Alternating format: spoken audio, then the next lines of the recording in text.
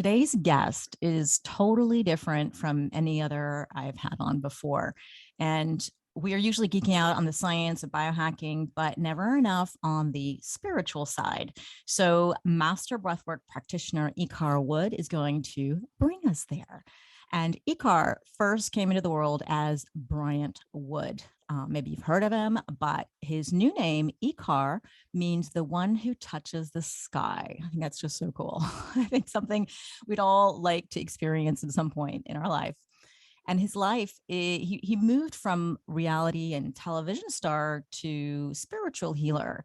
And he's been featured in Women's Magazine and Forbes, Netflix, and even the United Nations. I want to hear more about that. So you've probably seen him or heard of him before. And through it all, he's traveled the world and he's enriched himself with some amazing and really unique experiences, from like learning from Tibetan Buddhists to famous gurus and even Sufi mystics. And he's going to explain what that is in a moment. But I guess COVID put a stop to some of these travels, and he's now completely dedicated himself to the mastery of breath, movement, and energy practices on his own turf. So his amazing journey in the only 27 years of his life has brought him also to the world of NLP, yoga, mindfulness, motivation, and health consultations. And he's certified in all of these practices. And all of this is now culminated into one amazing platform called Modern Nirvana to help pave the way for a more enlightened world. And I just can't believe how young you are and how much you've done already and achieved and experienced in life. And in his programs, he uses play, diversity, and his accumulated knowledge in these sacred space rituals. He's got workshops and retreats all around the world. And I hope he's going to pick up some of those now that we're a little bit more free. And he's also a public speaker and will be on stage in Las Vegas this March at the Biohacking Congress. And we'll tell you a little bit more about that later, but you got to get your tickets ASAP. So I'm super excited to share this young but wise man with you guys. So now, without further ado, meet Ecar. Welcome. Wow, thank you, Zora. It's so good to see ourselves again. I feel like we've done this already. Yeah, yeah. It's that breathwork practitioner thing. It's when I was learning more about you, I just couldn't believe how many experiences you've had at such a young age, and these experiences that people in their older age barely have. And I'm studying gerontology. This is the study of aging from a psychological and physiological and sociological perspective. And in my courses, we learn that wisdom does not come with age. It comes with experience, even at younger ages. And you seem to be one of those special people. And I'd love to know more about how you got on that sort of fast track to where you are now. And who was Bryant Wood before Ecar? Thank you so much for that. My mom's my biggest hero and one of my best teachers, and I was with her last night, and she goes, "You've had so many experiences, Icar," and I was like, "Yeah, mom," and she goes, "But you still don't know shit," you know. And it was just so beautiful. She's my biggest motivator and empowers me in every single way, and yet she always keeps me super grounded and humble. So I just want Oh, to premise this conversation with that wisdom from my beautiful mother. yeah. Um, so the question was, one more time, it was, More like who am I? how did you get, yeah, sort of who are you? Because you were known more as Bryant Wood and is this sort of television person, and then you became Ecar. But at 27 years old, you had all these experiences. Like, how did you even get on this fast track to where you are now? Hmm, that's a good question.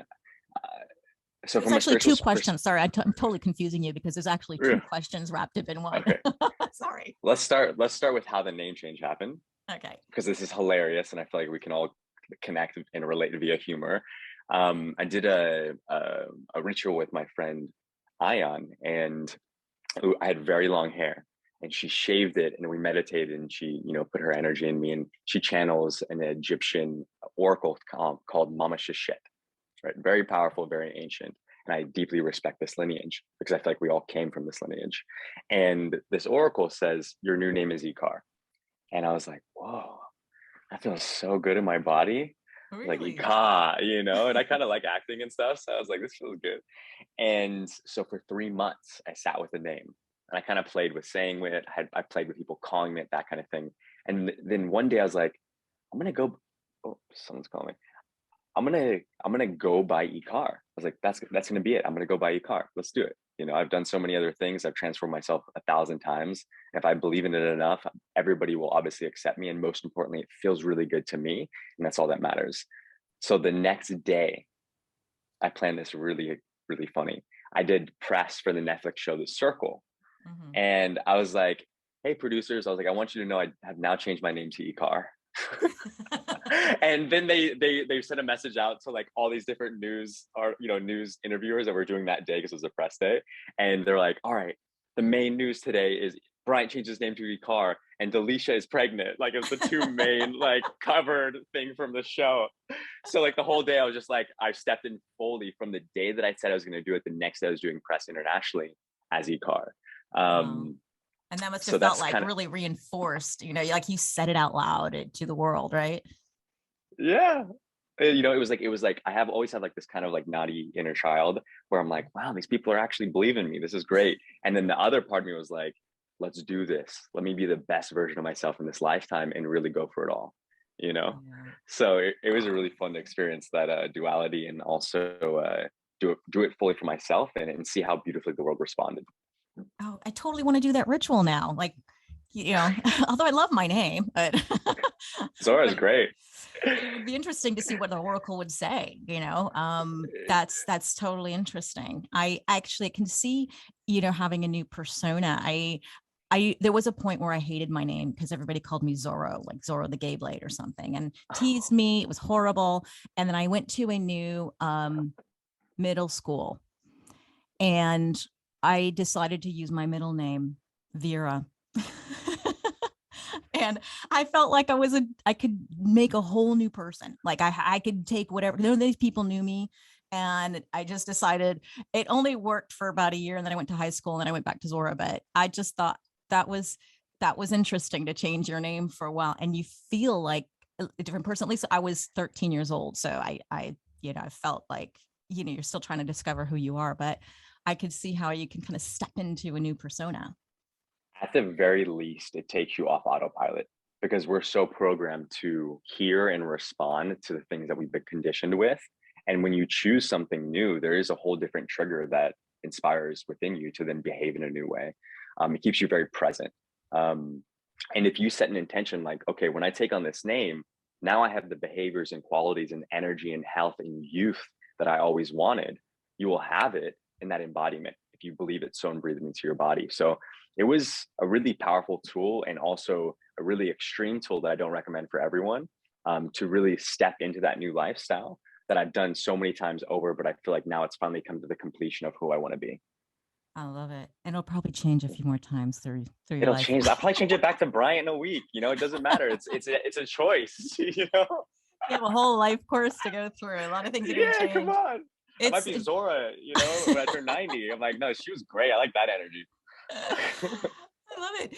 This is so cool. So, okay, there were a couple things that just flew my mind, and I wanted to ask you then. Okay, so first of all, correct me if it's Ecar or Icar. Like, where's the accent on the I or the A? Oh, you're already more advanced at it saying it than I am. I like this. It sounded this Ecar with like kind of the emphasis really was. I like that one a lot. Because you've been saying Icar, and I've been saying Uh-huh. Ecar, and I'm wondering, but Wait, my son's name is go ahead. Markian, and some people call him Markian, some people call him Markian. When I speak Ukrainian, I'm Markian. I have the accent on the A, so some people call Markian Markian. And then I'm going, what did I name him in the first place? What is it supposed to be? Doesn't really matter. So, so Zora, I just want to honor you for being from Ukraine. That's correct. Yeah, yeah. My mom's So, Ukrainian. thank you for sharing that. The Biohacking Congress reached out, and I believe a lot of people producing that are also from Ukraine. Yep. And we're going to start off with a peace meditation for Ukraine at the Biohacking Congress. So is now what I'm creating for them. Oh, I love that. Thank you. Thank you so Yeah. much. That's really touched me. I'm very grateful for that. That's wonderful.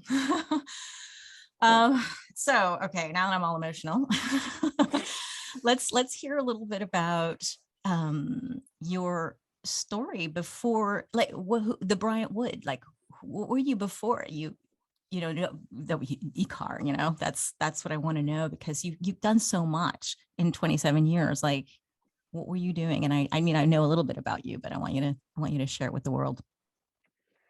Yes. So it feels like everything was so specifically put in place for me to relate and connect to the rest of humanity, and most importantly, see them as myself and treat them as if they were me.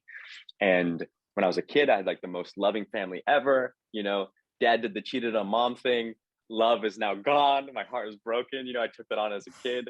When mom moved, dad stayed, and my dad ended up leaving everything, came back and found us. He lived in like an RV park for a long time. It was like my Tripper brothers in the RV park with my dad, eating like Wow. frozen pizzas and popsicles. Mom was there, then like you're trying to figure out the dynamics of that, and then it like creates a behavior of you being able to really do whatever you want to do, because if you're getting in a fight at one home, you can just go to the next home, Yeah. so, or I just like run away from home. So I was kind of in this process of either going to jail or becoming school president, Mm. and I ended up doing both. School president in 8th grade, juvie in my freshman year. It was hilarious. And that's kind of who I was I was like these kind of two extremes of Huh. definitely not wanting to play by these rules that I feel like were created not for the highest good of my enjoyment, and definitely these people weren't enjoying the rules. No one was having fun. I was like, I don't understand why you're fighting over the channel changer and money. And I couldn't relate. I was like trying Yeah. to understand something deeper at a very early age. And anyways, full story short, I get into wrestling. That was like my flow state. I wrestled 4 or 5 hours a day. Got a full ride to a D1 school. I moved out at 15 years old, lived with my uncle. Then I moved out my senior year, lived with like one of the football teammates. So there's a lot of Wow. like emancipation in my life. A lot A of lot of like trying to drama too, right? so much drama by choice. I was like constantly creating drama because I just didn't understand. I was always questioning everything. I was like, Mm. none of this makes sense. Like the human experience is not making sense to me. It doesn't feel good in my body. Like I don't feel safe. Like I'm like always trying to get away from the current state that I was in to feel something other than what was going on. Hmm. Right. But now going back, I'm like understanding how these key things are specifically designed for me to understand spirit very intimately, and Hmm. also the simplicity and the mechanics of this operating system that we're all gifted when we incarnate into these bodies. But anyways, going into wrestling, I I was wrestling in college. I got really ripped. I remember I broke up with my girlfriend. She gave me the impetus to get very, very ripped, and I got in the best shape of my life. I won a physique competition, and then I ended up doing photos at this physique competition, and I look really good. I mean, it was pretty impressive. Like just at 19 years old, I was just like pure specimen. And the structure, because my dad owned health clubs too, so we were like in and out of the Uh-huh. gyms our entire lives. It was our lifestyle, my brothers and I. Oh, And interesting. so then those photos went kind of viral across photographers around the world. And in my last season of wrestling, I ended up leaving and traveling all around the world underwear modeling. And like it was the most Wow. ridiculous thing that my wrestling coach is like, what are you doing? Like, how do you go from like the most physical sport to literally posing in your underwear? Like, you know what I mean? And I was like, I don't know. And then this is the magic of like being able to create a belief system almost instantaneously. So when I find something that works, I apply it right in the moment. I don't wait. Mm. So I was like, oh, I want to be a fashion model. But I was 5'7". I was like, that's unheard of at the time. Yeah. And so then I get a Facebook email. Hey, we're casting for America's Next Top Model. Do you want to try out? I'm like, sure, let's do it. I get on there, right? And all I know is to make my personality even bigger than what it is. Yeah. So think of like the ultra masculine, like egoic, like jealous, like toxic masculinity male, Yeah. like, but also has a really good heart, but he's just trying to figure out who he is. Hmm. I do the interview and I really, to the most extreme, like express myself within that container of like toxic masculinity, right? I get on America's Next Top Model as the only, as they only did one short season in the history of the show. And I was one of the people that got on it. So I'm like, the universe created a short season of A&T, and for me to experience how to be a fashion model. Yeah. Yeah. Follow me on this. At I had so 5'7". many 5'7" and walking on the runway, you know, I'm like, you know, so buff, way too buff to be a fashion model. Like it made no sense, you know. Anyways, what gets funny is first episode goes, right? We do one competition. Second episode, they have the voting process. It's so hard to get on this show. I'm voted out first, right? So the universe is like, you got a taste of it, but also here is really what you need this experience to know that thing that you're doing is not it. So we're walking on storage containers. They have us in a harness, right? And we have to make it over to the next storage container if we pass, or they drop us from the sky if we get kicked out. Oh, that's brutal. I know. And I'm already short, so I'm barely touching the ground, you know? Like I can barely touch the ground because this harness is too tall. And so they're dropping me from the sky, and like immediately my intuition is to throw up like "I love you" to the other castmates. And then when I hit the ground, I like start bubbling with tears. I'm like, this was my dream. This is my dream. And I'm like, I still watch it today, and it makes me sad. I have yet to process fully the situation. And I'm so sorry. I was listening to another podcast you did, and that was like literally heartbreaking. Like we were really devastated and shocked and surprised and all that. So I can imagine this is another, like, you've gone on with enough childhood trauma. Like you need to just get more kicks in the ass for some reason, right? Well, that's the thing, is like, we don't realize that we actually pick up trauma later on. We like associate it with all the seeds that have been planted when we're children, but there's big situations that happen when we're trying to be ourselves in a work environment and like express something that we love, that it gets inhibited. And yeah, it manifests out from our early age, but it's still super important, detrimental to our health, to process things at an older age as they naturally arise. But I'll go more into that later. So anyways, full circle, that leads me into so many different opportunities. I was an executive at an artificial intelligence company. I was acting, and I was on like, 6 or 7 TV shows. I flew around the world for acting. It was so cool, as a host and as like a child actor. And so then you enjoyed that bit. That was a highlight of your life so far. Looking back on everything, I enjoy it, but I didn't enjoy who I was when I was experiencing life.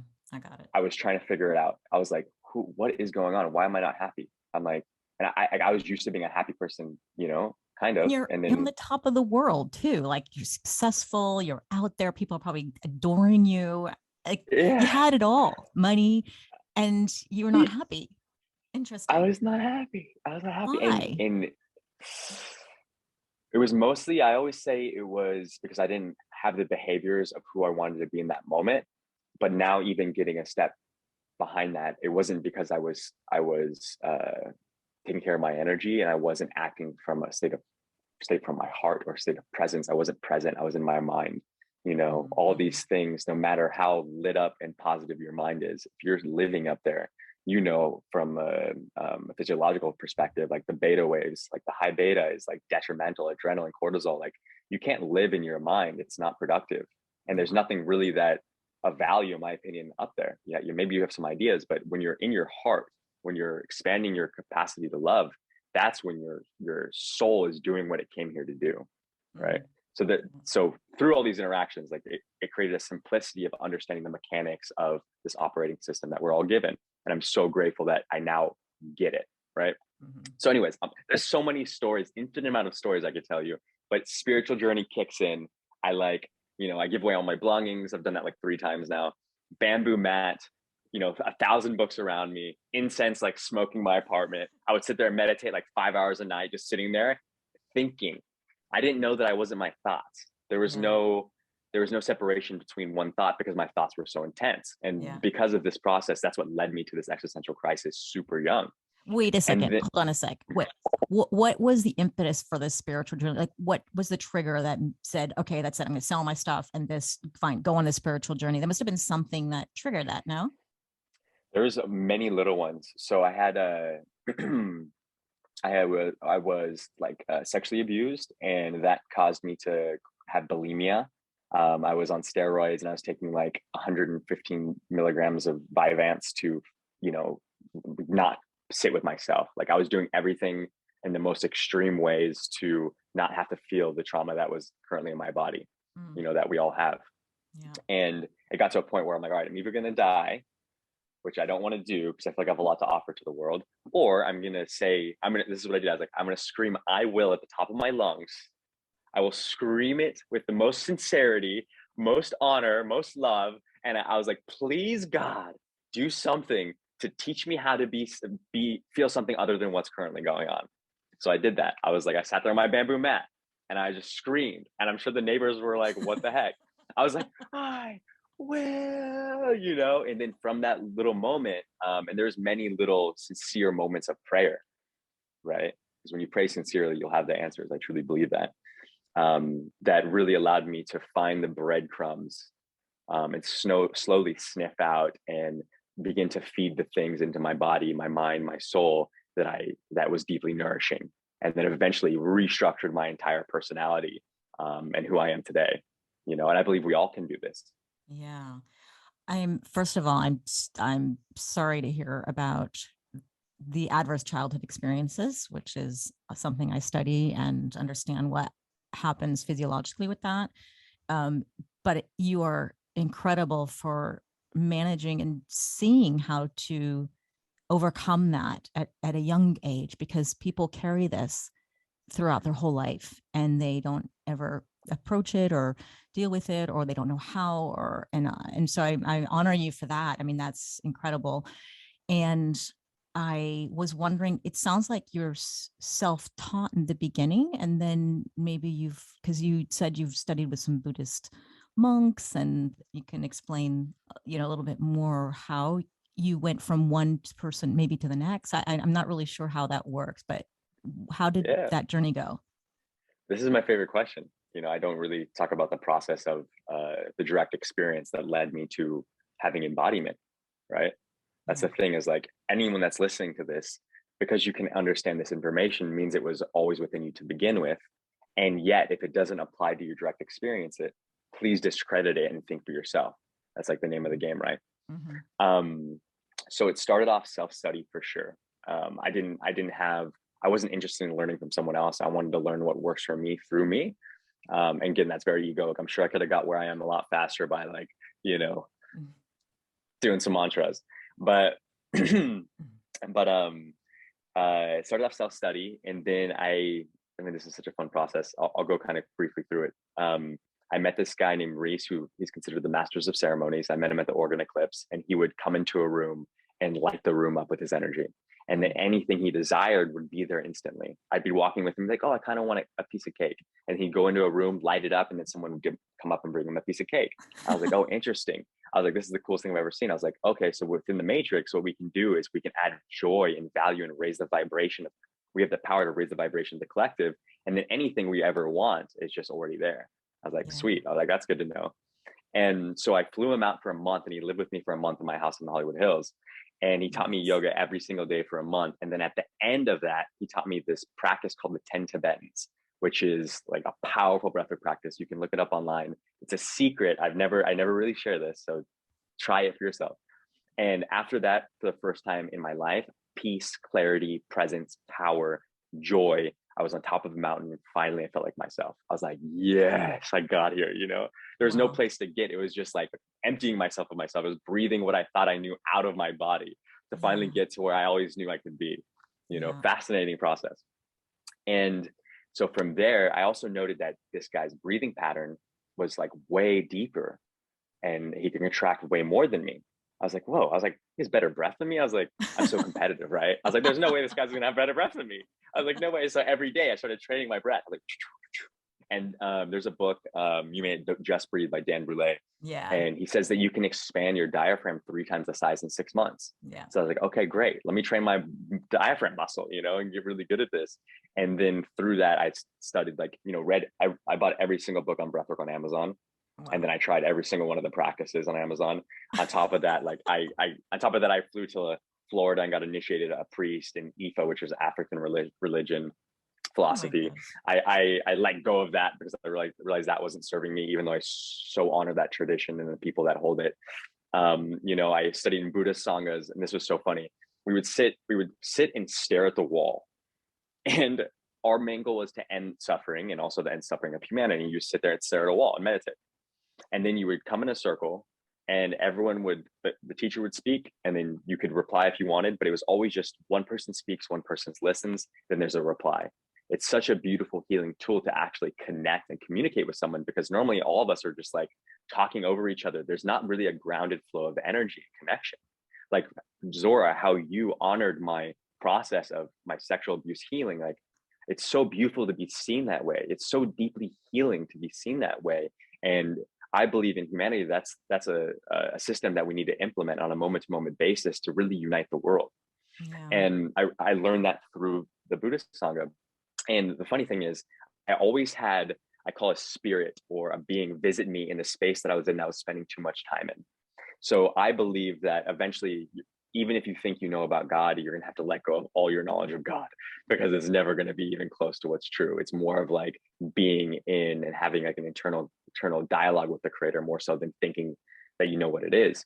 So I was like really dedicated to this Buddha Sangha. Then this guy comes and he's just like knows more than everybody in the class. And I was like, I was always trying to know the most, you know. It's so funny. So funny. I'm so ridiculous. I'm so competitive. That's what led me to this. Well, you've got two you're triplets, right? They're all boys, right? There's only a certain amount of food. You got to get the food, you know. But now is, I mean, like, but even that was so by design, right? Everything's so by design. So the guy comes in, and this is a cool story. He like knows more than everybody, and I'm really resonating with what he's saying. As he's walking out of the Sangha, he looks at me, he smiles, he's like, "You come here a lot?" And for me, that meant I'm spending too much time here. I need to go experience the world for myself. Oh, and it's another way of saying when you're the smartest person in the room, it's time to get out. Exactly. And when you're the youngest, be stoked on it. I'm so grateful to have this conversation with you, Zora. You know. So you know, there's so then I'm going more in the esoteric, right? And then more like the Eastern practices, really dove into those. I really resonate with it. I think energy first heals the physical, and you can definitely work on the energy through the physical, but the energy is most effective. And then I'm like, okay, let's get some credentials behind me, because I obviously want to teach this stuff, or at least offer how I've healed myself and how I'm healing my friends. I want to offer these processes to others, but I need to do it in a way where I can explain it simply, because right now it's like, you know, all right, breathe in your soul, be your soul. You know, there's not like a grounded explanation or embodiment from my understandings at that time. So I was like, all right, I'm going to get some certifications. I was like, all right, I'll get some certifications. And then within 6 months, I had 5 certifications. When you go for something, you dive in really deep. I know so hard. All the way. So hard. That's the thing. So, but it's so even all this, but that's the pattern that I'm breaking now. And this is where now I've fully come into my own, is like, I always thought that I had to finish the goal that I set out, or the mission, but it was never about the end goal of the mission. It was about the people that you met along the way. It was about the glass of water that you get to taste. It was about the sun on your skin and the frequencies that you get to enjoy on a moment-to-moment basis to fill yourself up and create yourself from within. Yeah. You with me? Yeah. I'm totally following you. And I'm in there. I feel it. You're really good at what you do. Thank you. Yeah, right. Really got me hooked. Yeah, we got this. It's so simple stuff. But I really, so then from there, I'm sitting on the couch with my friend Frank Allerty, and I can't wait for you to meet him, Zora, and everyone on this podcast. Please go follow him. He's F Allerty on Instagram. Wait, how do you spell it? Like, let's go a little slower. We got, how we'll say it again. How do we find him? Okay, so he's at F Allerty. So it's ELARIDA, I believe, Allerty, or I. You'll find it. Allerty. F Allerty. Okay, got it. He's Lebanese. I'll have it in my show notes. Oh, great. Thank you. Yeah, he's great. He's also my business partner for Modern Nirvana. So how that got birthed. Frank he's a 4-time Emmy-winning journalist for ABC. He's like an incredible writer. He's written 2 books that have yet to be released, and he's just a really good person. And he's also like super spiritual. So he'll tell you this story. He brought crystals in to interview Hillary Clinton, and the security guards took his crystals from him. Like, he was in this time way before anyone else was, could you imagine him just trying to bring his crystals into the interview? It's so funny. So that's Frank, right? And he's a emotion code healer, certified emotion code, and he's like an amazing biohacker. So he's deeply wise, and he does the research on everything that he puts in his body, etc. So Frank and I are sitting on the couch, and we're well into our journeys, but we're not necessarily fully out yet to the world, you know. Yeah. And we're like, all right, Frank, I was like, what should we create? And he's like, okay, what should we create? He's like, I'm getting interviewed for Deepak Chopra's podcast in like a month, and I need B-roll. And it'd be great to create like a little moment of us teaching and then film it so then we can use that for the podcast, and then you can use it if you need it. I was like, amazing. So then for the next 2 hours, we proceeded to create what is now modern Nirvana. And we got like Shaman Durek there. We got our friend Kat Graham. We had 15 different vendors, 600 people came. We got a venue for free, a huge venue for free, Art of Living Foundation. Everything just manifested. And this is the story of my life where it's just instant manifestation support from the universe. I was just going to say, you are really good at manifesting things. Wow. It's so fun. And it's easy. It's easy. Everyone can do it. Everybody can do it. Do you teach that? Because I think some of us need to learn. Yeah, I teach it through my. You teach manifestation? I teach it through my way of being. So it's not necessarily about the material gain, but more so about the way that you be when you exist in this game. Yeah. And then that flow of energy that is your highest joy and your most authentic self and your most present self, and Zora, your most grounded, deeply listening self, right? Yeah. Those things all play in then creating energy to then have the thing that you thought about 2 seconds ago. Mm-hmm. I love right? that. Okay. So anyways, Frank and I are sitting on the table. And so we throw this conference, and then Kat comes. It was a huge hit. It was so fun. And then Kat Graham, who's a UN Goodwood ambassador, now our business partner as well. She's also a really good person, so passionate about helping people. Is also she in movies. British? Is she from the UK? She has multiple ethnicities. I think she's like a princess from Africa, I think. Okay. Has I don't know. Don't quote me on that. She has she's very mixed with some stuff. Okay. I'm sorry. I first have to apologize. I always interrupt you, and bad me. Oh, you're fine. Please. Sorry about that. No, please. I just I know that name, but I'm trying to put the face to it. So sorry about that. Just keep going. She's besides her humanitarian work, what I feel like she's most proud of, she's traveled with the Black Eyed Peas, and she's on 100 movies or something. She's like superstar, and also most importantly, a good person, and so fully present with everybody. And you would never know that she was a movie star unless she's in movie star environments. But when you're just with her, she's just so dope. Such a good friend, super loyal, good friend. So Kat and Frank have been best friends for 10 years previously. And Kat's like, yo, we got to make this a business. And we're like, all right, let's do it. So then from then on, every year we throw an annual conference once a year. And then we bring, all these spiritual leaders around the world. Last year we had Deepak Chopra, and we give an award for consciousness, and we throw a mini biohacking conference, but we do it with spirituality, with more experiential stuff. And we do a fun VIP dinner and stuff. But anyways, now I have these really grounded things to channel my energy into. And I'm not, someone that's nomadic, just traveling the world.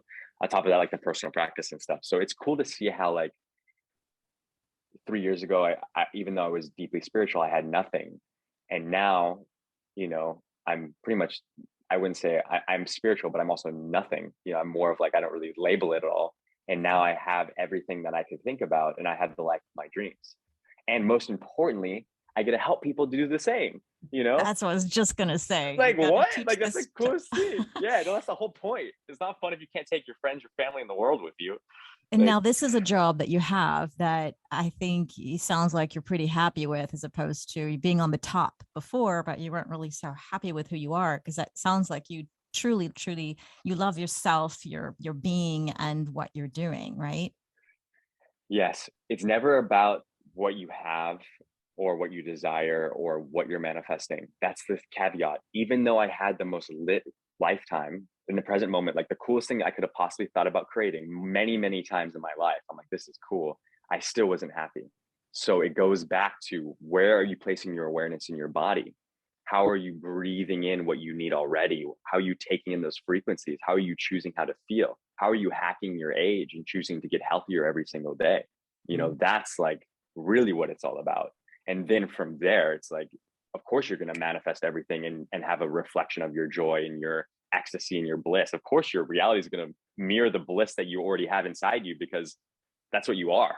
It doesn't matter if you're homeless, you're stoked on life. And then that homelessness will then turn into a mansion if you desire, whatever it is. But Yeah. most importantly, it's intoxicating to the person that you interact with, the person that is you, the person you're connected with, you know? Yes, absolutely. I'm somebody who needs to always connect with people. And it bothers my husband, who's like an introvert. He's like, why do you need to talk to people in the elevator? Like, it's like, I Oh, I just have love to that. connect. I don't know. Yeah. Hi.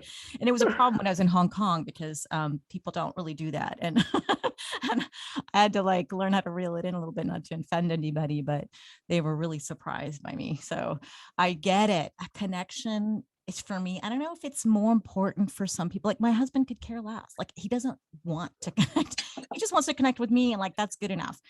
I need to connect with everybody, and my husband included, but everybody. And I'm wondering, like, are there just people who? It seems like to me, people who just need to connect, and people who are perfectly content not connecting, and can they be happy like that? What do you think? Um, I'm gonna say yes and yes. And what you're currently working on as a soul changes based off of what lesson you're choosing to learn, right? You design this game of life based off of what your goals are and also what your soul needs to expand into. So, for example, if your husband, and honor him, love him, and absolutely do whatever you want, but if your husband has fear around speaking to other people because you feel like he's not going to be fully accepted for who he is, that's an energy that's trying to teach him something, and he could face if he desired to then feel more authentic and more expansive and more like himself, right? Mm-hmm. So then it's not, should I talk to that person? Should I not talk to that person? Or I like to talk to that person. I don't like to talk to people. Now it's just like whatever inspires in me, I express, and I'm just making this world slowly a better place, whether I talk to anybody or not. Mm-hmm. Follow me? Yeah. Okay. Interesting. Yeah. If you want to, you can. And I think that my son is a great example. He's an introvert. He's my husband's personality. Like he's Okay. the total introvert, shy kid. I mean, I was reading books on, okay, what do I do with shy kids? I'm such an extrovert. Like, I don't understand this behavior. And he will go nowhere in life. He doesn't look at people in the eye and say hello. And he turned around when he was about 16 and he said, I want to become someone else. And he wanted to create a business, started a business, and it's all about videos. He's a YouTuber. No, he's not. He started out as a YouTuber, but now he's a Facebooker, if that's what you want to call it. And he's just exploded. He did so well. And this is somebody who never wanted to go in front of the camera, but he's making people smile. That's his thing, his smile squad, and trying to make people happy and do good in the world. And I'm like just shocked. And I said, how did this happen? Like at such a young age too, but he just made that decision. He's still ultimately an introvert. Like if you meet him, he's an introvert, but this energy that he gives on the camera is all, he knew he had to overcome that if he wanted to Wow. do something in life or do something with meaning and purpose and all that. So he's only 23, but I think he's on this journey, and I'm so proud. So I think you can change if you want to, right? Hmm. Yeah, absolutely. I mean, that's so special. Go son. It's great. Yeah, he's doing great. Yeah, get it. Smile Squad. That's the coolest thing ever. Smile Squad. Yeah. Yeah, that's What? his media company now, because that's his mission in life is, well, the mission for the business is to bring I think it's like bring happiness one smile at a time, or being good. And he's a do-gooder. Right? He's doing really well. So it's all positive, and I'm really proud. But that's a kid who was a total introvert, deciding he wanted to connect with the world and do good things. So, and I really believe if you want to, you can. But I want to get into breath work a little bit, Oh, because great. people Yeah. have been following me. They know that I'm so excited about the breath and what the breath can do. And I've experienced a lot of breath work classes, just, fallen into them by accident. And I've seen different types of breath work. Breath work is such an umbrella term for so many other You're things, right? you're certified in Patrick McCallan's Yeah. Yeah. teachings, In right? Oxygen Advantage. Yeah. So So I everyone just, that's listening, that's yeah. I would say the most productive science-based research practices that you could be doing for athletes and also for your own overall physical health. It's Yeah. really powerful classes. So it's cool that you took the time to learn that. Oh, I'm so glad. I got glad to hear that. But I'm like just the tip of the iceberg, because there's so much. You've done so many other great journeys and learnings and different types of breath work. And I've seen some of the stuff you do online, but there are just so many different types of breath work for different types of people, that for different types of objectives. And I decided to become like, I got to learn this stuff, but I didn't do it necessarily because I wanted to be an instructor or be a teacher. Like most people in these courses, I want to start a practice and I want to have clients and stuff. And I never had that intention. I had this client, I was health coaching her, and she said to teach her breath work, because I just had, the basics that I learned. And so I said, okay. She had cancer, endometrial cancer, and she's like, sounded like she was doomed. She's in a lot of pain. She's going to pee at night a billion times. And I just saw a massive change with her by this third day. And I just almost didn't recognize her. And I was like, what happened? She's like, I have no more pain. Like, you teach me, I do what you teach me and it goes away. Long story short, I mean, after 10 months, she's cancer free and she's doing great. And I was just like, and she really is so grateful for learning. And I said, okay, there's something super powerful here. I don't know how. I know it works, but I want to know how. I mean, this is the biohacker in me going, what is the mechanical, what are things happening physiologically? I got to understand. And so that's why I chose Patrick's, teaching methods, because I knew he was so science-based and I really wanted to understand the science behind it.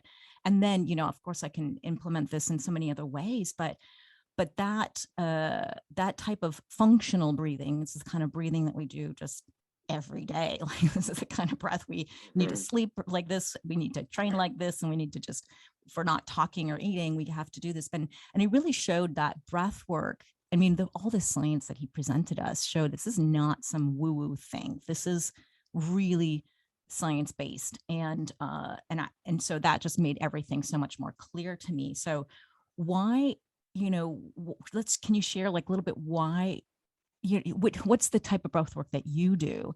And then maybe it's all encompassing, and how did they maybe learn from one to the next to the next? Yeah, thank you for asking. And I'm so grateful you took time to study that, because I feel like once people try it, they either get like the breath bug and they get obsessed with it. They're like, oh, I'm going to go take an advanced course on this. Like, this sounds really productive to be able to apply to my life right now. And Absolutely. breath is like level one, learn how to breathe. And that's like important. And then all the other wisdom comes from that because you're breathing in spirit, right?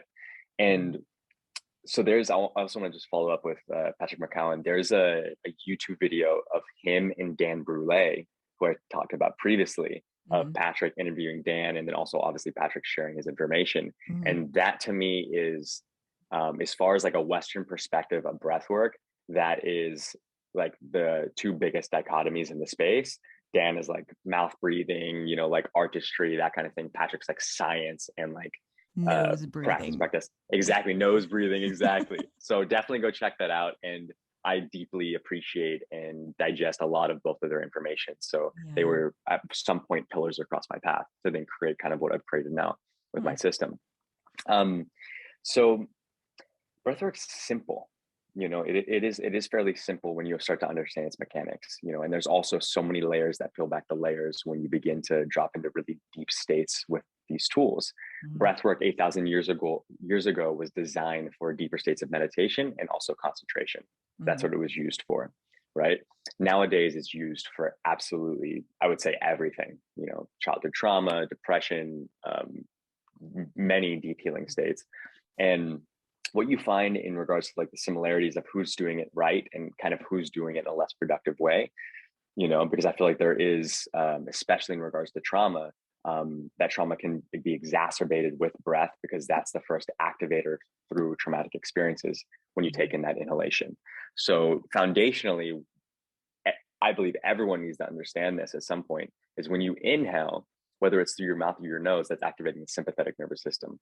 When you exhale, you're activating the parasympathetic, right? So super simple, but also learn how to control the unconscious processes of your body with your breath, because now you take back your life and take back how you feel.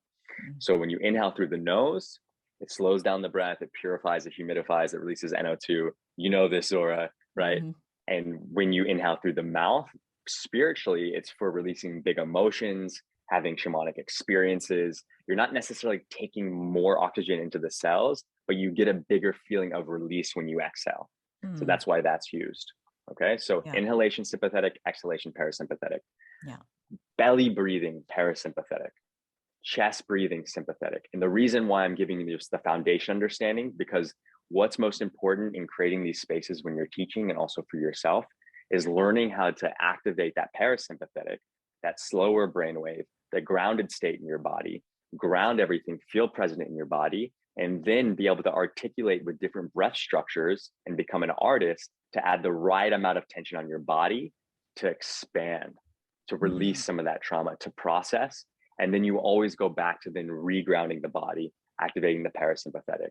So yeah. this is what I found to be the most productive way and safest way to create a container of trust, of love, and also create a space for deep processing of emotions.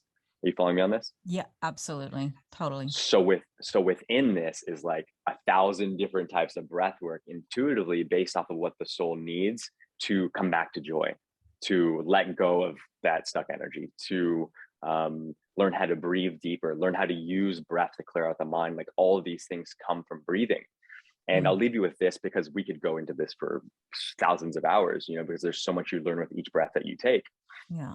Is there is an optimal breathing rhythm that is most productive for your health, right? Mm, And you probably know this. It's they studied the monks that have been meditating for 20 years, and they studied children, and it's about in children 4 seconds in, 4 seconds out, a very rhythmic, full breath through the belly, breathing in from your belly into the back of your spine, into the side of your rib cage, all the way into the top of your thoracic cavity. Full breath out, everything softens and relaxes, right? Think mm-hmm. about it this: every guru is like, find peace, find balance. We all hear that, right? Yeah, yeah, I'm yeah. like, what is balance? How am I going to balance anything in life? You know what I mean? Like, that was my reaction, totally unbalanced. Yeah. You know what I mean? Yeah. Like, it's triggered me. I'm like, no, there's obviously no balance here. Like, how am I going to balance life? But then I realized, I'm like, oh, balance is the easiest thing in the world. It's balancing my activation and balancing my relaxation. And now I've Yeah. become a balanced individual with this full breath, right? So you practice this rhythmic breath, and this is what's going to also, since Zora created a podcast called Hack My Age, this is what's going to prolong your life drastically, and most importantly, give you a better quality life on a moment to moment basis. And when you do this, it clears out and purifies things organically. Mm-hmm. The mystics say, I'm going to leave you with the mystics thing because I feel like science is slowly proving what the mystics believed many, many thousands of years ago.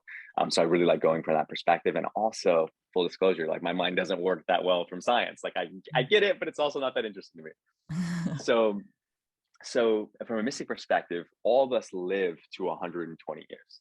That's like what we're allotted on Earth.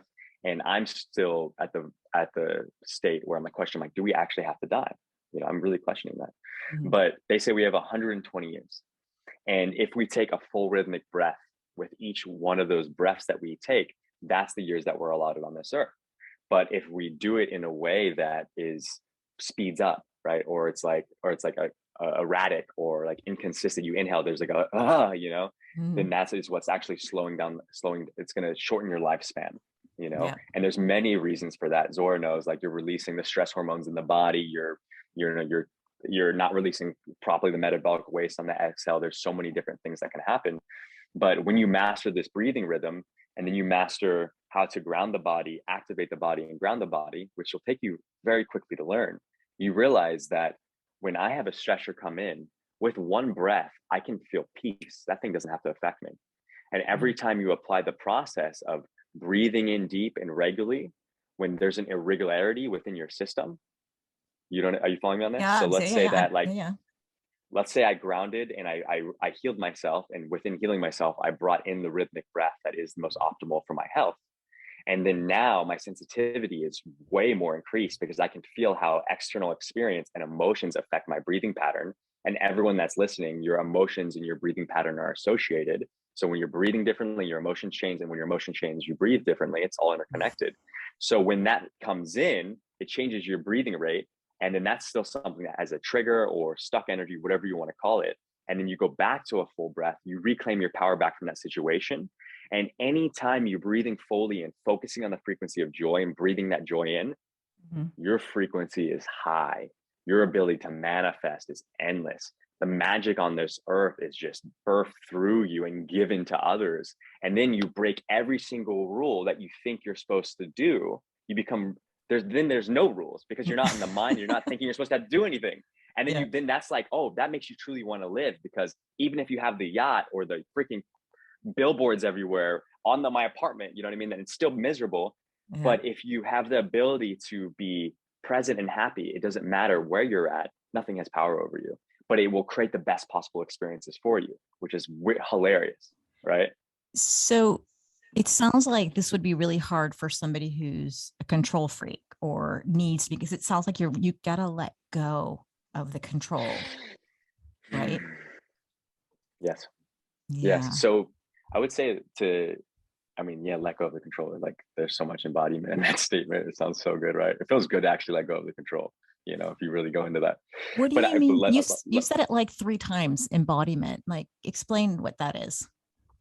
So embodiment to me is, so your awareness is your inner God, your inner light, your inner child. Let's just say that. So anywhere you place this awareness, because it's non-local, it begins to believe. So let's say just within the function of your mind. Let's say I direct my awareness to my brother and his wedding. I begin to feel and release the neurochemicals associated with that thought process. The diaphragm activates it, sends it throughout the body, it creates an emotional state. I begin to think about the time where I got most angry. Breathing patterns associated with that, same thing. Different chemicals get released in the body. I start believing that I'm in that state. When you master your awareness and become embodied, right, all of a sudden you're not directing, your awareness is not going into the monkey mind, and you hear it all the time. It's not like ding, ding, ding, ding, ding, ding, ding. You're inhaling it, bringing it into your heart, softening into your heart, existing from here, right? Playing from here, loving from here, listening from here. And then that's when you become embodied.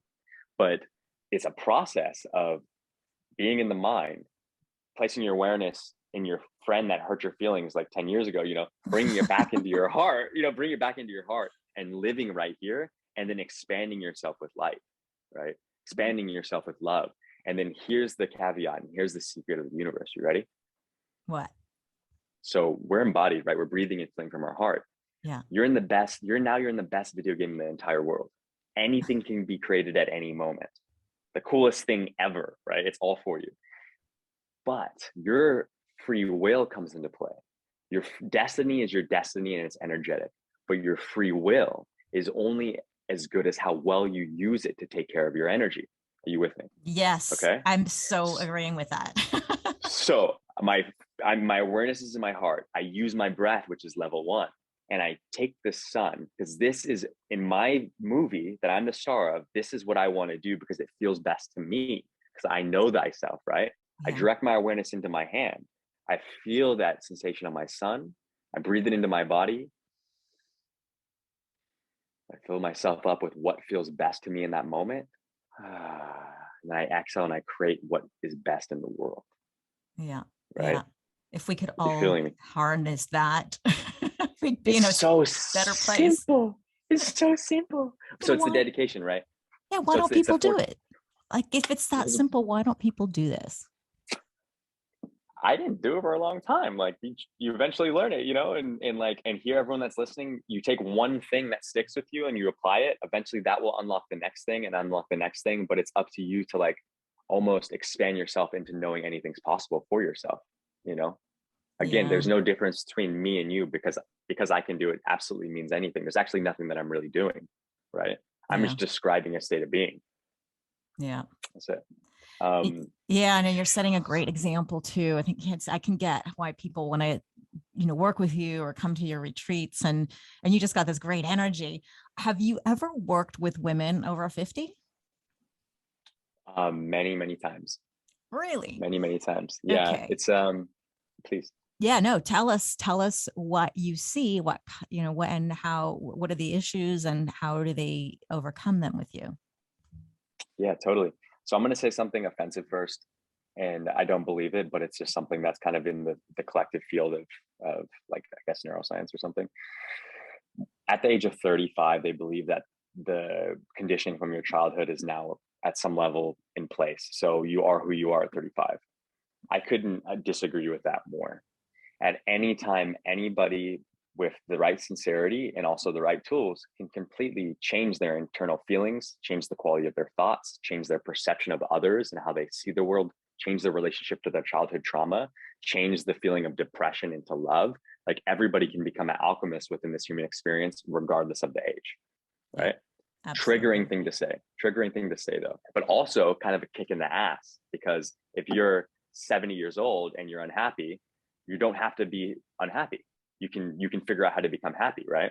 Yeah. So the main thing is when someone's in front of me, and it doesn't matter the age, just like wisdom doesn't matter the age for me, even though I feel like, you know, we judge it because of the story that we tell ourselves. You know, the person that's over 50 is no different than the person that's 3 years old as far as energetics. You know, you're always catching a vibe. So Zora, me and you are here. We're vibing out. We're nodding our head. Like, I'm deeply appreciative of what you're saying. Like, I already love your son. Like, it's so cool what you do. Like, I can't wait to give you a hug when I see you, right? Like, I'm stoked to meet your husband. Like, there's connection there, right? We're vibing it out. Like, being in that space of vibe is so healing. But now all of us need to learn what is our vibe that we love and how to spend more time in those spaces. Are you with me? Yeah, totally. And very quickly, within 14 days, I would say, if not sooner, you begin to stop with your RAS system. This is an NLP term, reticular activating system. It's your consciousness only lets in a certain amount of information at a time, right? So your brain is making its best guess of what the environment is, and it's always constructed by past programming. Yeah. You begin to completely reprogram through neuroplasticity and creating new neural connections and synapses, what information you're letting in. So yes, it's going to be hard for, if Zora and I were depressed, for us to focus on joy at a time. But it also, when we're vibing and all of a sudden we get the embodiment of a feeling of love, right? We start to feel like, we're like, whoa, like we got high there for a second. Like, you feel it, right? You know what it is, right? This is what you bring in the young wisdom right here. This is the young wisdom. Like, oh, you know what I mean? Right, whatever it is, you find that unique thing for that person. You teach them how to pay attention to that awareness, with their awareness to that vibration. And most importantly, you teach them how to breathe and take what they need within that and fill themselves up of that joy, whatever that is, you know, and then they start acting from that space.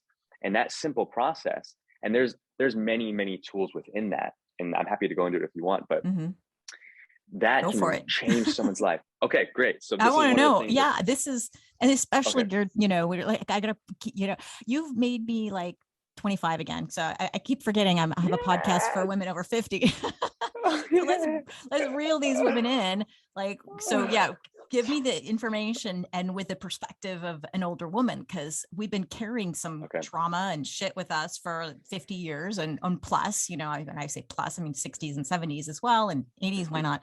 And what do you, so explain to this with that perspective of that person, and what are you seeing and how to treat or how to treat them or heal or transform them. Yeah, help them heal themselves is like the commonly used term, because it's the most accurate. It's like, I'm not doing anything. It's your own readiness to heal is what's going to cause the healing. Got it. So just a little thing. That's important. That's an important point. Yeah, totally. So I'll refer back to my mom. She is my best teacher and my biggest cheerleader, and like I really learn a lot from her. So I'll speak from her perspective. So last night, how old is she? Hold on. How old is she? 59. She's turning 60 May 2nd. Wow. Okay. She's in our tribe. She's in your tribe. You guys gotta send Valerie some love. She's the best. So I also learned from her because she's a really good listener to me. So that also taught me very deeply, right? My mom listens to me, and I'm super grateful for that. Yeah. So she was explaining, and I know she'd be okay with me sharing this. There was like 3 days ago, she had this thought of her brothers saying something mean to her. It was about her looks, right? And then there was a pattern associated with that. She's absolutely gorgeous, but every time I call her, she'd say, "Oh, sorry, I look like a rat," you know? And she'd say that. She's like, "Sorry, I look like a rat." And she only means it because, you know, she's getting old and she doesn't want her son to like see her get old, you know. It's like, and maybe she's conditioned like that, right? Exactly. So I was like, "Hey mom, you're my beautiful little mother." I was like, "Get that straight." And I was like, and I say it every time. I'm like, "You're my beautiful little mother." And then she's 5 foot 2. She's so stunning too. It's like ridiculous. So mind you, it kept going. I kept becoming aware of this pattern. And I was like, hey, mom, I'm going to say something. I was like, I want you to know this, if it's okay, may I give you some feedback about this? And she's like, absolutely. And I was like, every time I call, you say this thing about your looks. And for me, I feel like it's discrediting how beautiful you are. And I wouldn't want that for you. And Can I she's tell like, you something else? You can oh also yeah, turn it around and say, are you calling me a liar, mom? you're calling me a liar, mom. Oh, Right. interesting. I say you're Yeah. beautiful. You say I look like a rat. So she's calling you a liar. Oh my God. And she wouldn't want Oh, to call you so a liar, good. right? Sorry, I had Oh, to so good. Yeah, that's use like that saying one. like you're too intelligent to be negative, like that kind of thing. You know, Oh, like you like yeah, manipulate that. Oh man. So the process there, right, is we can, so there's a, within that situation, there's a lot of depth, and not everybody looks at their own patterns the way that I'm interested in. This is what I've been interested in my whole life, and it doesn't make it more interesting than anybody else's interest. It's just something that I've really decided to look at and decided to study, and most importantly, experience and solve at some level. Mhm. So when there is a, like, let's say a less productive pattern that's playing out, let's turn it into an energy. Okay, Zora. So Mhm. whatever that energy is in your body, let's say for my mom at the time, it was a feeling that's not enough. That's like the typical thing, not being loved, not being enough. That's like, you know, Difficult, yeah. in this collective like conditioning, that's like a thing that's very readily available for us all to process at some level. So not enough. What does the energy feel like? Not enough. I would say that's my mom. What's that in your body? And we didn't do this process. She was like, you know, she recovered really quick, and she was just stoked. So we didn't do this process, but this is what I would have done with my clients. Mhm. And I'm like, this is what I do for myself. I was like, all right, so what does this energy feel like in the body, and where does it exist? So, you know, not enough could be in your heart. It could feel like daggers, and it could feel hot, and it could feel like, you know, dripping into my stomach, you know, whatever it is, you name that visceral reaction of the energy that's associated with the thought pattern that's less productive. And we all have those, right? Yeah, Whatever that is. And you spend time here. Okay. yeah, yeah. I'm gonna tell you a story of this process that I just did recently. I think this is where everyone's gonna get it, but this is how you could apply it to your mom or anybody that's older. So Mhm. I went to the beach, and same process. I was like, all right, universe, what do I need to level myself up? Okay. And I went in the freezing cold ocean. Okay. Mhm. I went in the Mhm. freezing cold ocean. I came out, and then I was like, oh man, I need my brother James to live a long, happy lifetime beside me. And I was like bawling. I was like, that's the Mhm. only thing I need. Because at the last week, I was like, man, my brother might die. Like, that's what I thoughts I was having. I was like, how do I get rid of this? I was like, this is ridiculous, because he's Mhm. living, you know, less productive lifestyle. Yeah. So I sit down there, and I'm meditating, I'm feeling the pain of my brother possibly dying. You know, for anyone that is also going through that, I named it, like, it's like this deep daggers in my heart, and I feel it. I bring my awareness to it. I hold it. It doesn't get rid of it, but you hold it, right? So you're not Mhm. scared of it anymore. And you Mhm. focus Mhm. for as long as you can on this situation, right? Mhm. And for anyone, whatever that is for you, whatever that energy is. And then that energy, you can ask it, what are you actually trying to get me to feel, right? Yeah.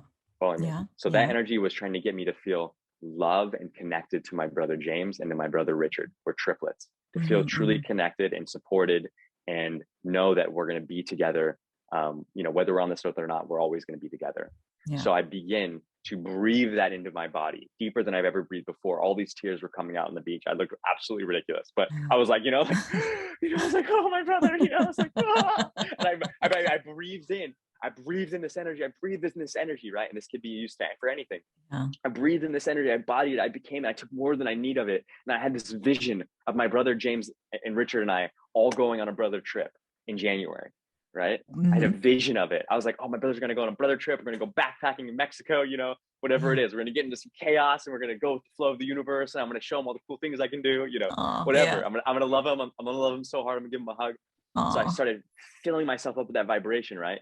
And for my mom, it would be filling herself up with like beauty, for enoughness, for love, like whatever that is, for safety. You fill yourself up with that. And then guess what? What? So I released it, and I breathed in what I needed from that energy and what it was trying to teach me. 30 seconds later, my brother James messaged me, and he goes, hey, brother. I was thinking about it. We should all take a brother trip with No Richard when he's back. And I way. was like, You and manifested that. I was Wow. like, and then I was like, You know Oh what I my mean? I was like, gosh. and then I sent a message back. I was like, James, I was like, just so you know, the only thing I need in this lifetime is for you to live a long, happy life next to me, brother. You know what I mean? Like, Oh, so much so I was able to love. also express that.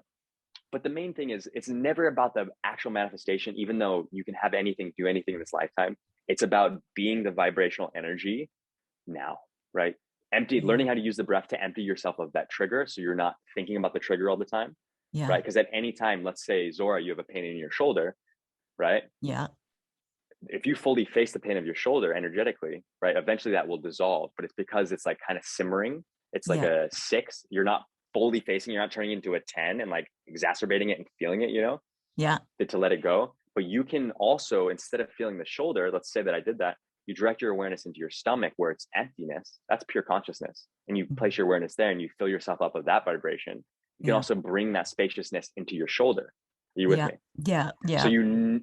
you never get rid of the energetic pain that's in you. It's there, but you see where it is in you. You notice exactly what it is, how it feels, what it looks like, right? You sit with it, Mm-hmm. and then you go into a place of pure consciousness and what it's trying to teach you and what it's telling you to feel. You breathe that into your body, and it like almost dissolves into Mm-hmm. that vibration, into that feeling Mm-hmm. of enoughness, of love, of beauty, of youth, right? Mm-hmm. Of aging backwards, Yeah. of becoming happier and happier on a moment to moment basis. So that's like a key process that I would say in that you get to use if you have the time on a moment to moment basis to really let go of those triggers. Um, Okay, so this is so much more than breath work. This is oh yeah, really amazing. I get it. And I think absolutely my audience who, we're women, we've, carried trauma, we had, physical pains just because we're living a long life. This is so powerful. And everything that you described, that deep, that pain, that dagger in your chest or whatever, I'm totally feeling that for Ukraine right now. So I'm like, okay, how am I going to now harness? Because I feel like I'm not doing enough because you have this. I know that other people around the world feel this way, like I'm not doing enough, that Ukraine is suffering, and you feel a little bit guilty for being a little comfortable, right? And and that's really something to work on and something to let go. And I think exactly what you said, I was just falling. I was like, okay, now I got to figure out how to use my breath and how to use this energy. I'm going to go find a beach and just you're gonna love release it. all of it because it's there, it's sitting there, and Mm. it is powerful. So I use my breath work just to calm myself down and relax and just get into a different zone. But what you're explaining is more like harnessing that energy and using it for a higher good or manifesting something, just want to win this war with all this energy. Like, Yes, why not? And the world's suffering with this energy. Who knows? Like, you gotta yeah. believe it. So, okay. So I'm sure people are thinking like me who are listening, they feel this could be something for them. How do they learn more about you, what you do, or learn from you and want to get these techniques? And you talked about modern Nirvana, if they want to attend these conferences, like tell us a bit more about what we can learn and how to learn that. Uh, oh, great. Um, yeah, I have like so many like different things that I do in regards to, if you're in Venice, I have a residency at one of the studios every Tuesday at 7. You can come visit me in person, but I also have a healing center in my house, so you can come work one-on-one with me in person. And Okay, then I that's do Venice. Sorry, you're Venice, Venice, California. Los Angeles. Yeah, Yes, yeah. Venice, Because there are Italy would be people here cool in too. Italy listening, just in Yeah, case okay, you're great. not Oh there. my God, I'm sending it's my worth it. son to you. I'm totally. Oh, good. He's in Yeah. LA, Oh, yeah. We so would have fun. Oh my. oh, Oh, is he great? he's in Yeah. Let LA. me know. Yeah, yeah. So I sorry, would I love had to it. interrupt just to make sure some people be like Venice, where I know there's probably somewhere. So you're in Los Angeles, in California, in Venice. So you're doing every Tuesday. You said a class. So, but I mean, the main thing is if you find me on Instagram, I do my best to respond to every message, even though I have like a 500,000 followers or something. Yeah, I don't know how you do it. So, it's simple. Full Like I time spend job. like 1 hour, boom, yeah, 1 hour. I'm like, all right, let's get through it, then like spread a lot of love, and then go to the next thing. But yeah, so you can message me on Instagram. I can do Zoom sessions too, and I have a certification course that's Yoga Alliance certified, so you get 20 hours accredited to your yoga practice. And if you go teach in a studio, so I teach teachers. That's my main thing. Is like I love working one on one, and I'm like miracles can happen in one session. I totally believe that, and I've seen it firsthand so many times at this point. Yeah. And I'm like, if you come spend 20 hours with me, you know, come learn this, come get certified, and then also give it to your friends, family, and create a business from it, because I think that's like, pretty fun to do, Yeah, I'm going to send some of my Oxygen Advantage buddies here to you, because a lot of them have been certified in the Wim Hof and some other, and this is a Great. great technique. It's something that, and people who study breath work, a lot of people I've noticed, they just want to help people.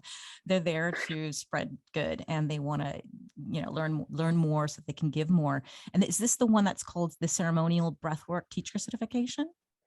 Yes. So that's like, you're going to have a lot of breathworks in that. I would just say, if I was anyone, just message me on Instagram first and kind of give me a download of what you're specifically looking to get out of something. Mm-hmm. And then I can kind of gear you the right direction. Got it. You know what I mean? So I always recommend doing one session one-on-one to get like to feel what that is, because it's all feeling based. And then if you resonate with that, then take the certification course and definitely go, give it to others. I always say, like, all these tools, well, what I would do every night, Zora, is I would before bed, I would ground my energy and picture a golden light, like, and I then do that I too. would pray. Yeah. Oh yeah, right. Okay, thank Yeah. you. So you got me on this. It's all gold, Weird, yeah. but it's super works. It works. Totally. And I asked, I was like, Source, I was like, please bring me the healing modalities that will best serve this planet. And then in my dreams, I would have beings visit me, showing me healing modalities that I bring into this dimension. Whoa. Yeah, and That's everywhere. So, in like, you're saying in your sleep, like it comes as a dream? yes. Well, no, it's like it's a lucid dream. So you're like in the dream Okay. with being, you're like It's awake more in like the you're in a dream. meditative state, not asleep or something. You're asleep, but you become lucid in your body. So like you're awake in the dream world. Got it. Well, I don't think I've been there yet. I mean, I've Yeah. had holotropic breath work and been somewhere else. I kind of know, I didn't even know my mind could go there. So if there are other things, I totally believe it. Well, so think of it this way: when you're not actually sleeping when you're sleeping. What's happening is your awareness is writing a brainwave. So when you think you're asleep, your awareness is writing delta brainwaves that's putting you in that state, and vice versa. When you go into like gamma, it rides these brainwaves that creates different levels of awareness. Yeah. Interesting. Yeah. Okay. So Anyways, I could talk to you all day. I totally, I'm digging this. Okay. I'm graduating in May so I'm coming to LA. I'll be with my son. I'm dragging him to go see you. I hope you're there. And are you going to be around in May? Cause I know you may be traveling too. I'm here for at least a year. I'm definitely gonna be here for the month of May. We also have, and I extend this invite to everybody. We have a spare bedroom if you need a place to stay, if you don't want to stay with your son. So you can come hang out with my girlfriend and I. You're so It's so sweet. fun. Yeah, we get to do some breath. I love that. That is so kind of you. You're just a kind person. I mean, I really have to connect you and my son, because both of you guys are really kind. But I'll be glued to my son because I get to see him only like once a year. So, but maybe you want to get rid of me, so then I'll hang out with you. Yeah, or bring him. We can all hang out. Yeah. No, I love this. So you're teaching classes and you're one-on-one. Can people do this from abroad, like on a Zoom? Yeah, you can do it on Zoom. I every Tuesdays and Thursday I teach Discovery Inc. So I go in, I'm like their mental coach, and I go in and teach a class for them. So it can be absolutely anywhere with technology. And the good thing is, like, I'm not necessarily transferring my energy into you like Reiki or something. So even though you can do that across the screen, but it's always you learning a tool, learning how awareness works, learning how energy works, and then embodying it and experiencing it directly, so you can bring it into your everyday life on a moment-to-moment basis. That's super practical. Yeah, exactly. Simple stuff. Everything's simple. Okay, you got to send me the link for that. Not only, for the people who are listening, but for me personally.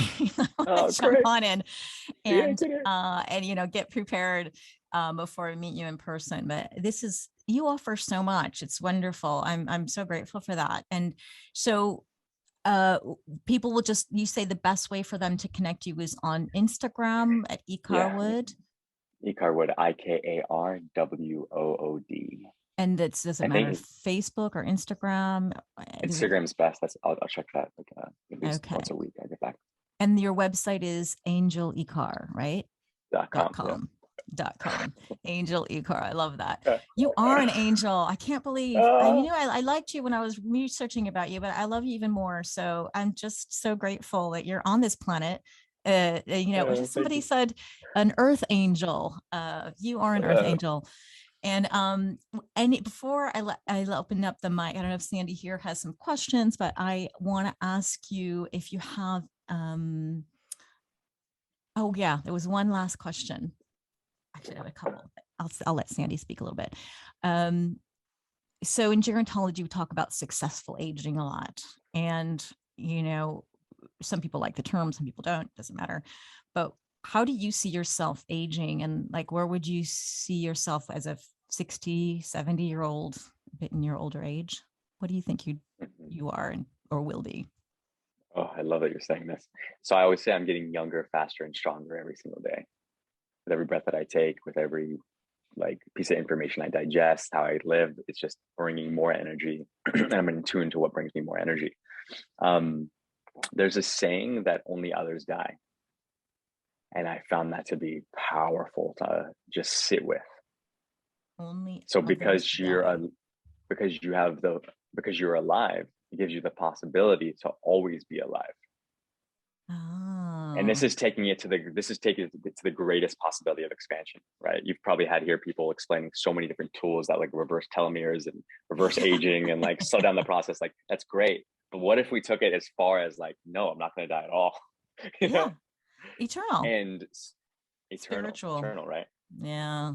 Whatever that is. And so I'm going to say, so my little process of that, I'm not attached to not dying. I'm pretty at peace with it, but my Right. process of that is I want to upregulate my genes the best that I can in this lifetime. So if I have children, they're getting the best parts of me. So instead of acting out of the script of what I was given, which is fine, right? Yeah. There's a script. Yeah. I will command myself every day. I'll look in the mirror and affirm, I have a child's heart. I am love. I am peace. I am strong. I am healthy. I am good, right? I'll Yeah. breathe that in. I'll say it in my head, and that will activate your most powerful genes. And then your job is to not only live at the vibration of your most powerful genes, but cultivate that energy, leave it on this earth, create a signature, go back to wherever you're going, come back and try to do it again, Yeah, you're Yeah. amazing. I always say longevity starts in childhood, but I think longevity starts with your parents and your grandparents' childhood Exactly. because of the Exactly. Yes. genes and the gene expression. The only problem now, Ikar, is that you got to find a partner who's on board with you and doing the same stuff because Where childhood do you think can I get, learned it? My girlfriend's teaching me this every moment. She's so oh, good. perfect. Yeah. She's a Then you legend. have miracle children. That's awesome. Yeah, because I was gonna say, 50%, I don't know. The genes we'll see what happens, what that kid gets. But if you're on board with someone who's just like you're gonna be just fine, or those kids will be just fine. Oh my God, so inspirational. I love it. And I want to open the mic. Sandy, you've been watching and listening this whole time. And I know you probably have some questions and comments and just actually I could you got to come in this conversation. Let's hear what you have to say. If you're not like, in the kitchen or making something, you can unmute yourself unless you're driving. There you are. Okay, I unmuted, and this was very enlightening. It was a great conversation. I'm so impressed with everything that you've spoken about, and quite frankly, a little bit surprised because, like Zora, I have a son too, and he's 21, and he's nowhere close to this, but that's okay. I think Zora, your son's a little closer than mine.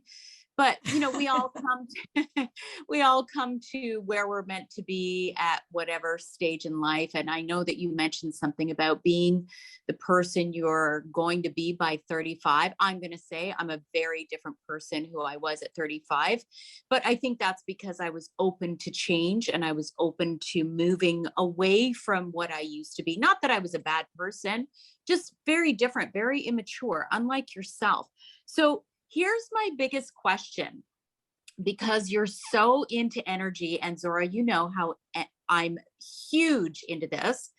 The one thing that I have a challenge with day in and day out, especially working with clients, is that I feel very drawn into whatever energy it is that they're expressing. And I actually had to take a step back from working one-on-one with clients because I literally felt their pain. I felt their trauma, and I do so many different practices to try and mitigate these effects. But I still, after over 10 years of studying energy, haven't found a way to do this. So maybe you can enlighten me and give me some ideas. I know the breath work is huge, but anything else? Yeah, absolutely. And Sandy, that's like such a it's unbelievably common, and I know you know that, to go through that situation and experience of people that choose to be healers is because they've been so sensitive to what's going on with them, and also others. They're like, all right, let's heal you, so I don't feel your shit anymore. You know what I mean? And I'm very similar, so I'm the same way. That's what led me into this work, and I didn't get this until I met this guy named Ted, who is the creator of Scripts. It's a neurotropic company. He's also like, I think, 8th generation or 44th generation, something like really down the line of a lineage of the Bon tradition in Tibet, which is Buddhism and folklore combined. And they are probably the most versed, like have some of the most ancient texts on energetic practices, right? You know, thousands and thousands and thousands of years. And Ted was telling me, because he saw me after I gave a speech to 200 people, it's like, what you're doing is you're taking the entire crowd's energy and you're running it through your system and you're healing them. Don't do that. He's like, what you do is you help them, you have them heal themselves by bringing their energy up and then giving it back to them and washing them with their own energy. So instead of you taking it into your body, right, and processing their emotions for you, you bring it up and you help them wash themselves of themselves. Think of like melting snow, right? Just cleans themselves up themselves. You take their energy, wash them with that energy, and there's a sense of separation between you and them. This is what I feel like is and I'm going to go into one more practice. Does that resonate, Sandy? It does, but I'm trying to figure out, how do you do that? Like, is it through breath work? Is it through visualization? I do a lot of visualizations as well. So like, how do you do that? How do you, yeah. So I'm like waiting for the same question, Sandy. Yeah.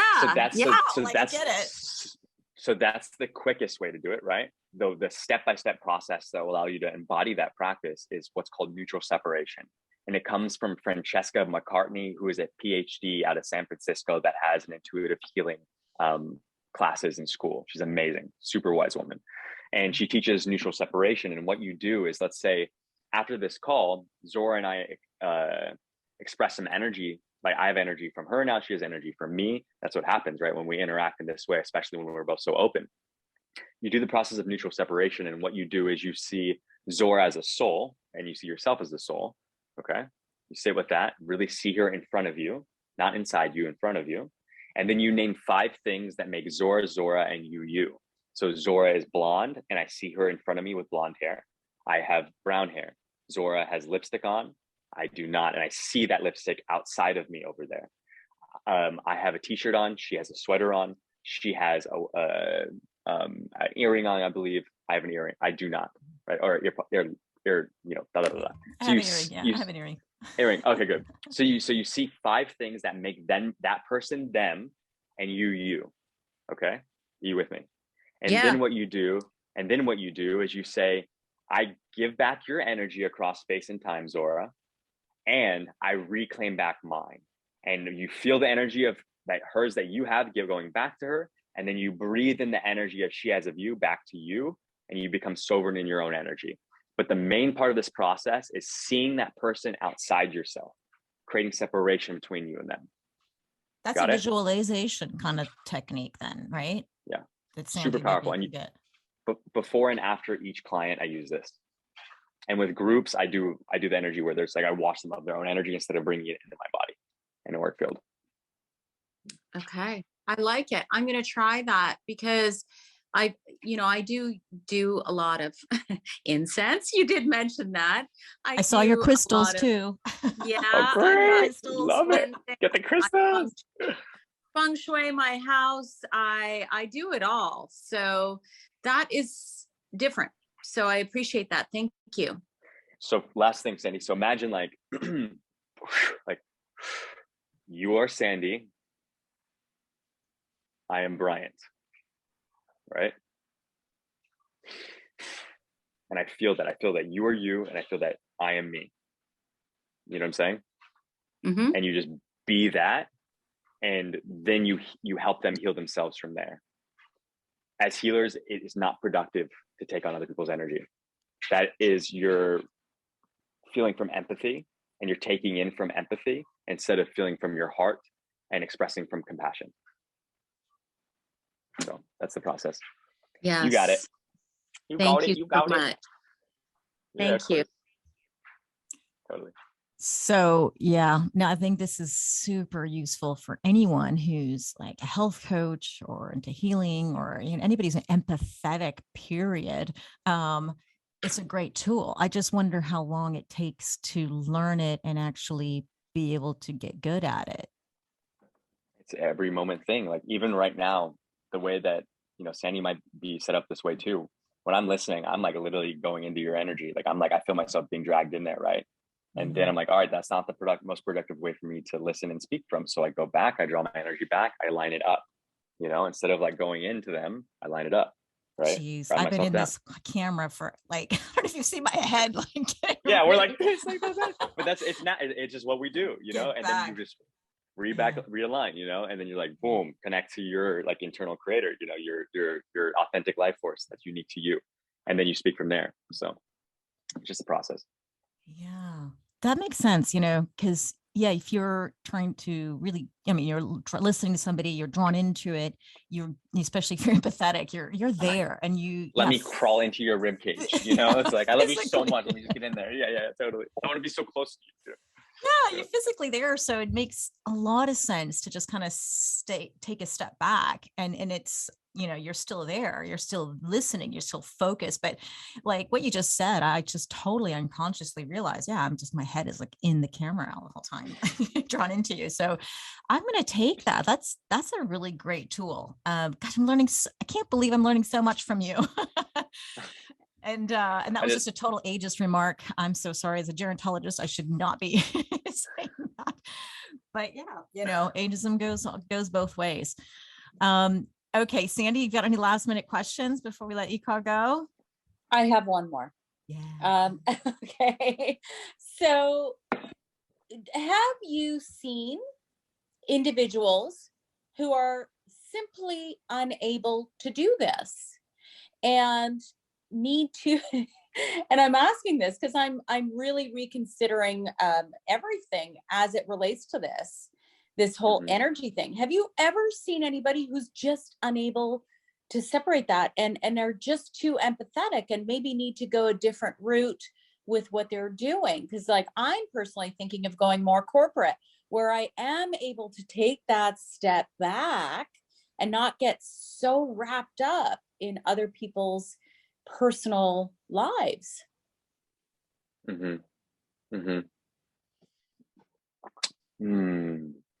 so I'm gonna answer this question unique to you, because there's just so many layers that we could dive into on this. When you're listening to a client and they're sharing, and you ask them a question, they keep coming up with new information, and let's say they share about something like really awful that they did, right? And then they go into sharing something else. And sometimes the most productive thing is not to focus on the thing that was shared that was awful, but actually just allow it to be released and help them process the next thing that comes up. They just feel seen in what they shared, but then they're able to process kind of the next thought pattern that they want support with. Are you with me on that, Sandy? Yeah. So same thing. So same thing comes with us on a moment to moment basis. So we could sit there and like be affected by the energy that we collected or created within that interaction, right? And focus on that. Or we could, go into the sun, jump into the ocean, right? Walk around the block. We could, all do these things that are by design tools to purify our energy. And actually, instead of trying to solve our problem from the mind, assuming we're too empathetic, and there's no judgment here. There's just this, the process of this situation, trying to solve with the mind, and like, I need to take space from everybody because I can't do anything now because I don't feel nourished myself. Maybe there's a situation in action that you can do instead of hiding right? I only learned this from my own direct experience. Instead of hiding, that will actually bring you energy and help you process emotions more quickly. You following me on this? Mm-hmm. Okay. I am. And So, okay, sorry, go ahead. so for example, the main thing is for you to experientially understand this. Intellectualizing the situation is not going to do you anything good, but like putting yourself, I mean, because in business, you can still feel that people's energy. It's not, you're never going to not live with this gift that you have, right? There's a energetic process that you can do, but mostly it's a moment to moment basis of what you're paying attention to. So yes, I could sit in the energy that I just collected from that individual that feels like a freaking like sweaty BO that is now in my heart. Thank you so much. You know what I mean? Like, or I can breathe in, create a new vibration, feel the texture of the sun. I'll go back to the sun because I love it so much. But again, whatever feels best to you, like your lips on this coffee mug, right? Breathe that in, feel my entire being up of it, right? Then start to understand, what is the state that I want to feel besides the sticky BO that's in my heart from hugging this person? Oh, I want to feel spaciousness and joy and lightness and a chill in my heart, right? Breathe that in, take more than I need, right? And sit with that process for as long as you can. And then you become more resilient in these situations. But it doesn't take that much effort. And I promise you, and you can come find me in a week if I'm wrong, it doesn't take that much effort to transcend the limitations of dense energy into light energy. You know what I mean? I do. It just takes effort. So a little bit of energy in the right direction goes a long way and you gain it back. But you had to do what works for your energy. And most importantly, pay attention to the frequencies that you love.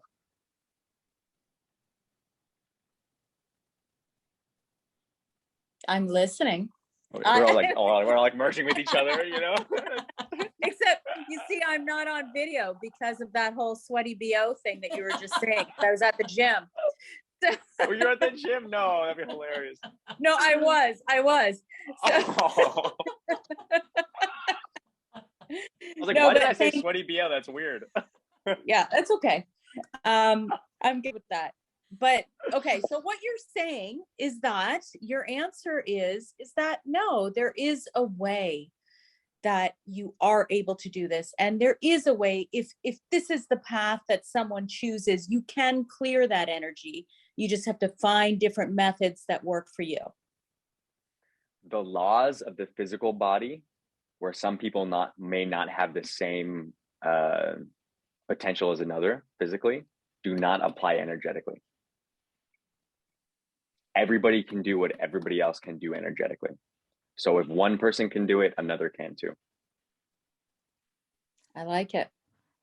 What I also got from that was, no matter where you go, even if you decided to go corporate, it's still going to be there. Yeah.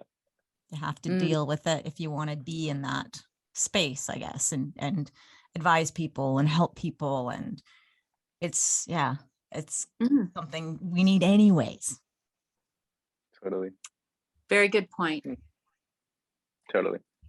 All right, team. I'm gonna let you go. I know it's time to go. I've taken so much of your time. I just did not expect this at all. So this is gonna be an hour and like done. Oh my God, this is an hour and 40 minutes. My editor is gonna hate me. Oh my gosh. So any last words or a message that you'd like to share before I let you go? Make sure you're having fun. That's it. Have some fun. Keep that inner child. I hope you never lose that. Totally. And if you do, you can get it back, which is great. Yes. That's a perfect ending. I love it. Well, I'm going to let people know they can see you in person if they want to at the Biohacking Congress in Vegas on March 19th to 20th. Or they can see you online and participate on that as well. So do you have a code or anything to share with anyone that if they want to get tickets? Oh, shoot. I think it's I don't. But if you message me on DM, I'll send you a discount code, I believe, if there is one. And if not, it's biohackingcongress.com, I believe. Yeah. You can come to that. Okay. I've got one, Zora, Z-O-R-A, just in case, but I'd like to share yours as well. If you remember it, send it to me and I'll slip that in as well. before we put this on live. And please, everyone, go find Ikar at Ikar Wood on social media. Send him a message on Instagram. Tell him how much you love him, and go learn from this amazing person. So thank you so much for your energy. Thank you much for your time. I can't wait to meet you in person in LA in May. I'm there. Okay, done. All right. Have a wonderful day. Thank you.